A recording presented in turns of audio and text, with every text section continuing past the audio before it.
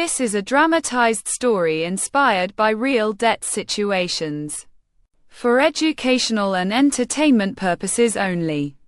Not legal or financial advice. Section 1. Hook. I was $134,000 in debt from a single hospital stay. And my wife had no idea for 3 years. I intercepted every bill. I created a fake email address for the insurance company. I lied to my wife's face on a Tuesday morning while she made pancakes for our kids, and I smiled like everything was fine. It wasn't fine. Nothing was fine. And the day it all fell apart. I almost didn't survive it. My name is David Mercer. I'm 52 years old. I live in Dayton, Ohio. And this is the story of how a ruptured appendix nearly destroyed everything I had spent my entire adult life building. Section 2. Reality. It started on a Thursday night in March 2020. The timing couldn't have been worse. The world was shutting down, hospitals were overwhelmed, and I drove myself to the emergency room because I thought I had bad gas. They rushed me into surgery within the hour. My appendix had ruptured. I was in the ICU for 11 days. 11 days. And when I finally came home, thin and pale and shuffling around like an old man, my wife Karen cried and held my face in her hands and said, "I almost lost you." I didn't tell her what was coming in the mail. The first bill arrived 3 weeks later. The hospital bill alone, just the facility fee, was $89,400. I stared at it for so long the numbers stopped making sense. Then came the surgeon's bill, $14,200. The anesthesiologist, $6,800. The radiologist I never even met, $2,100. ICU monitoring fees, specialist consultations, a separate bill from the pathology lab. It kept coming. Every day, a new envelope. Every envelope, a new amount. Our insurance, and I thought we had decent insurance, covered some of it. But I had a $4,000 deductible I hadn't met, and after the deductible, I was responsible for 20% of everything. On a $112,000 medical event, 20% is a number that can swallow a family whole. But here's where it gets worse, because the medical bills weren't the beginning of the problem. They were the thing that broke a wall that was already cracking.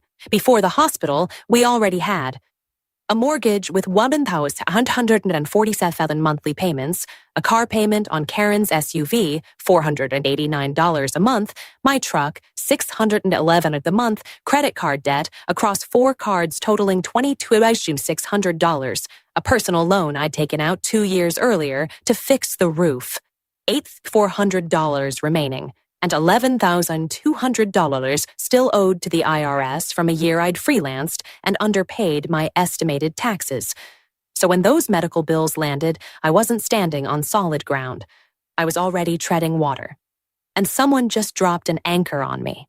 Total debt, $134,000 and climbing, because the credit cards were accruing interest in every single month at rates between 19% and 26%.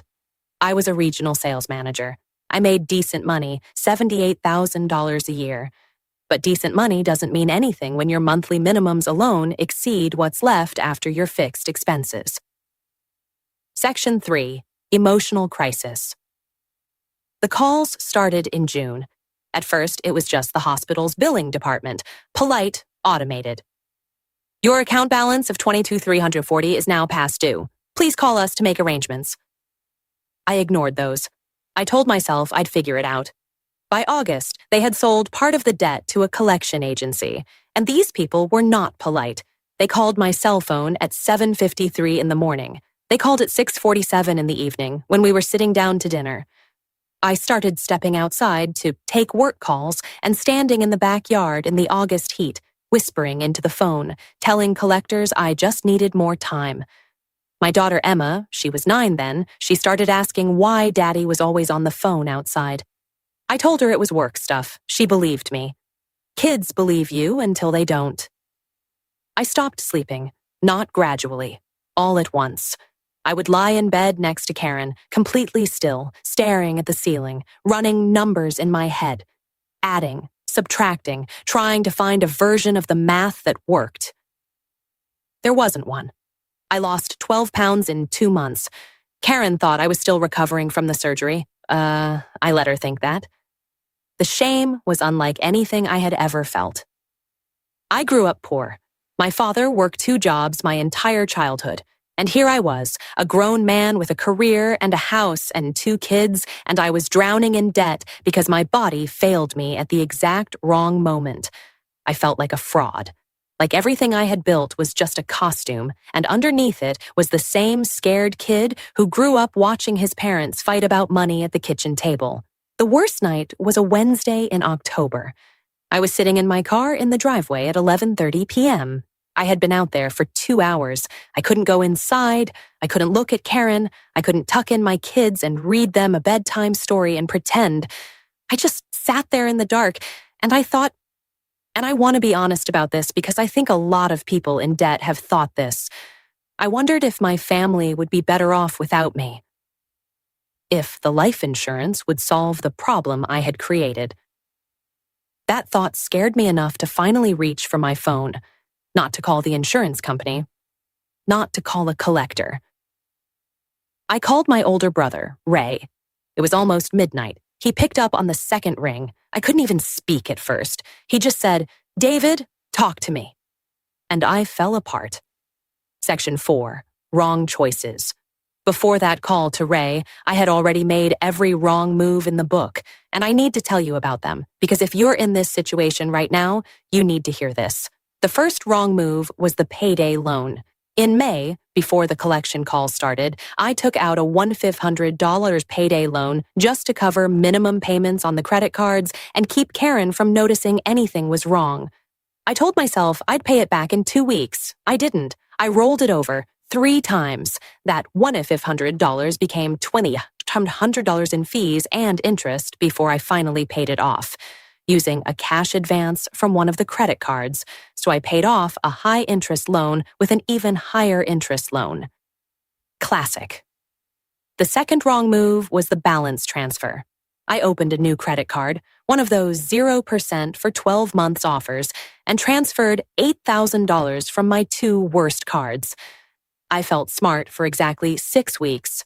Then I missed a payment by 3 days because I lost track of the new card's due date and the promotional rate vanished. Now I had a new card charging $24. 99% on $8,000, plus the original card still carrying balances. I had gone from bad to worse. The third wrong move was the 401k withdrawal. I pulled out $15,000 from my retirement account. I told myself it was an emergency. And it was. But I didn't understand the tax consequences. Early withdrawal penalty, income taxes on top of it. When I filed my taxes the following April, I owed an additional $4,200 to the IRS, which only added to the IRS debt I was already carrying.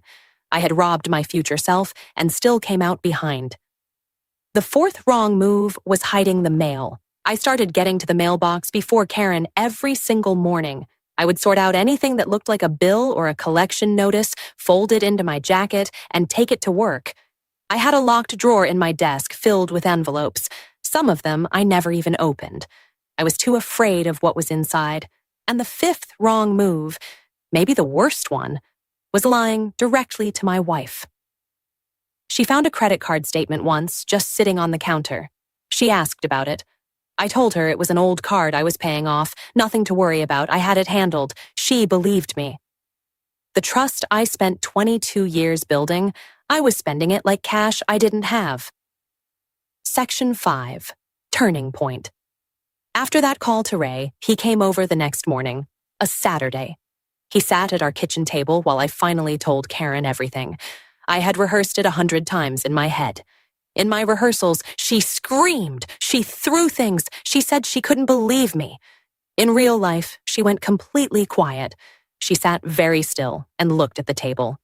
And then she reached over and put her hand on top of mine, and she said, "And I will never forget this for as long as I live." She said, "I'm not angry that we're in trouble. I'm angry that you thought you had to carry this alone." Ray had done some research before he came over. He had printed out information about a nonprofit credit counseling agency, and he had also found a bankruptcy attorney in our county who offered free consultations. We made 2 appointments that same week. The credit counselor, a woman named Patricia at a nonprofit agency, sat with us for an hour and a half and just listened. She laid out all of our debts on a whiteboard. Seeing them all in one place, organized and labeled, was both terrifying and somehow a relief. It was real. It was manageable enough to look at. She explained that there were several paths forward, and she walked us through each one without pressuring us toward any of them. The bankruptcy attorney, a man named Robert Finch, was direct in a way I needed. He told us to stop paying the credit cards immediately and start saving that money. He said our situation was serious but not unusual, and that we had more options than I thought. He told us that the shame we were carrying was one of the biggest financial obstacles there is, because shame keeps people from getting information, and information is the only thing that creates options. That sentence cracked something open in me. Information is the only thing that creates options.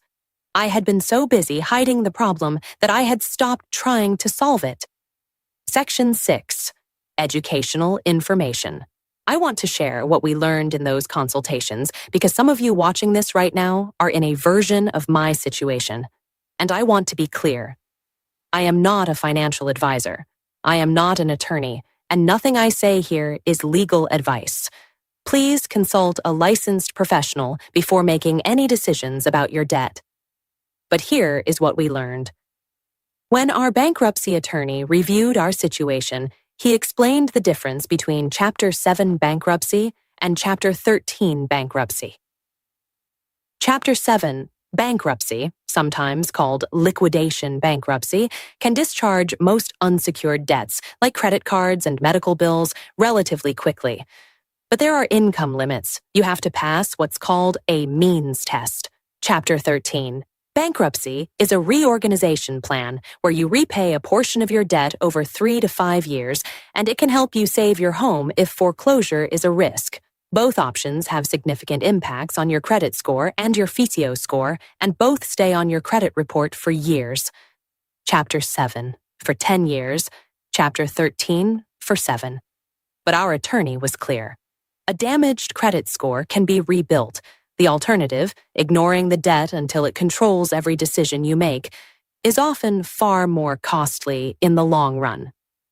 Patricia at the credit counseling agency explained debt consolidation, taking multiple debts and combining them into a single loan, ideally at a lower interest rate. Not everyone qualifies, and your credit score matters. She also explained that debt settlement, where you negotiate with creditors to pay less than you owe, is an option but carries significant risks, including tax consequences on forgiven amounts and serious damage to your credit. It's not the quick fix it sounds like. For our IRS debt specifically, she mentioned the IRS Fresh Start program and installment agreements, options that many people don't know exist. The IRS, as terrifying as they sound, does have formal processes for people who owe back taxes and cannot pay in full. Please, consult a licensed professional before making any decisions. Every situation is different. What worked for us may not be the right path for you. A nonprofit credit counseling agency, a bankruptcy attorney, or a certified financial planner can help you understand your specific options. Section 7. Resolution. We filed for Chapter 13. Bankruptcy 4 months after that Saturday morning at the kitchen table. I want to be honest with you about what that means. It was not a fairy tale ending. It was not a magic eraser. We lost both cars and had to buy one used vehicle with cash. Our credit score dropped significantly. We couldn't open a new credit card. We had to submit to a monthly budget review with a trustee. It was humbling in ways I hadn't anticipated. But here is what else it was.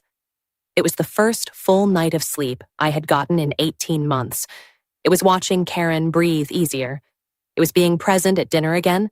Actually present, not just physically there while my mind ran calculations in the background.